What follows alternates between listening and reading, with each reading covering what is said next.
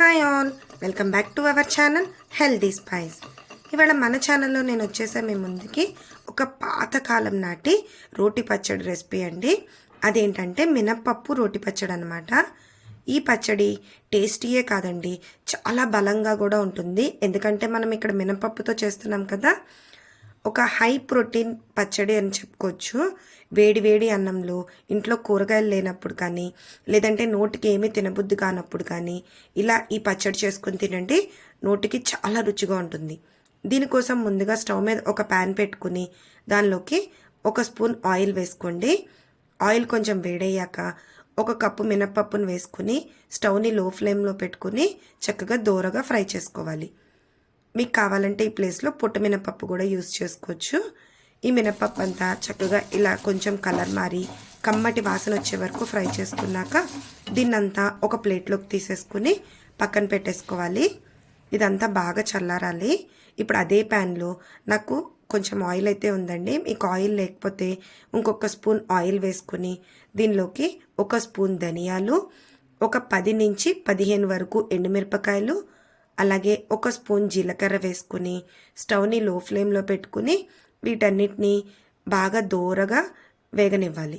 మన మిరపకాయలు అనేవి నల్లగా మాడకూడదు, కానీ దోరగా వేగాలి. ఇలా వేగాక వీటన్నిటిని ఒక ప్లేట్లోకి తీసుకుని చల్లారి పెట్టేసుకోండి. ఇప్పుడు అదే ప్యాన్లోకి ఒక 1/2 స్పూన్ వరకు నూనె వేసుకోండి. ఒక 1/2 స్పూన్ అయితే సరిపోతుంది. ఇప్పుడు ఒక మీడియం సైజ్ టమాటాని ముక్కలుగా కట్ చేసి స్టవ్ని మీడియం ఫ్లేమ్లో పెట్టుకుని ఈ టమాటాలని చక్కగా ఫ్రై చేసుకోవాలి. ఫ్రై చేసుకోవాలండి, టమాటాలు మగ్గించుకోవటం కాదు, వేయించుకోవాలి. ఎప్పటి వరకు వేయించుకోవాలంటే ఈ టమాటాలన్నీ గుజ్జైపోయి పైనున్న తోలు అనేది మనకి ఊడిపోవాలి. అప్పటి వరకు ఈ టమాటాలని మనం ఫ్రై చేసుకోవాలి. ఇలా ఫ్రై చేసుకున్న టమాటాలని స్టవ్ ఆఫ్ చేసేసుకుని వీటన్నిటిని కూడా చక్కగా చల్లారి పెట్టుకోవాలి. ఇప్పుడు ఈ పచ్చడి చేసుకోవడానికి ఒక రోల్ తీసుకుని దానిలోకి ముందుగా వేయించి పెట్టుకున్న ధనియాలు, ఎండుమిర్చి, అలాగే జీలకర్ర వేసుకుని ఇవి కొంచెం కచ్చాపచ్చాగా నలిగే వరకు దంచుకోవాలి. ఈ విధంగా దంచుకున్నాక ముందుగా మనం వేయించి పెట్టుకున్న మినపప్పు ఉంది కదా, ఆ మినపప్పును కూడా దీనిలోకి వేసేసుకోండి. మీ దగ్గర రోల్ కనుక లేకపోతే వీటన్నిటిని మిక్సీలో వేసుకుని పల్స్ మోడ్లో తిప్పుకుని 1-2 సార్లు తిప్పుకుంటే మెత్తగా పౌడర్ అవుతాయి.